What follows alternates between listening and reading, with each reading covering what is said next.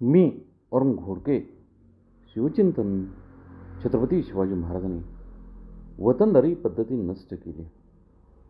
पूर्वीच्या काळी राजसत्तेत वतनदारांनी प्रजेकडून राजापेक्षा जास्त मान दिला जात असे.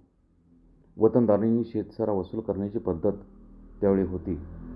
त्यामुळे सारा शेतसारा वसूल करून त्यातील मुख्य भाग स्वतःकडे ठेवून नाममात्र हे सारे वतनदार थोडा ऐवज सरकारात भरत असत. ही पद्धत होती त्यावेळेला. असले वतनदारी पद्धत नष्ट करण्याचे काम शिवरायांनी केले. एवढेच नव्हे तर त्यांच्या मोठमोठ्या हवेल्या, किल्ले, बुरुज त्यावेळी त्यांनी बांधलेले काही बंदूकधारी सैनिक त्यांनी नोकरीत ठेवलेले होते. ते शासकीय अधिकारीशी झगडा करत असत. एखाद्या समयी शासकीय अधिकाऱ्याने शेतसाऱ्यांचे जास्त पैसे मागितले तर ते देण्यास नकार देत असत. इतकेच नव्हे तर त्यांच्या मागणीला विरोध करीत असत.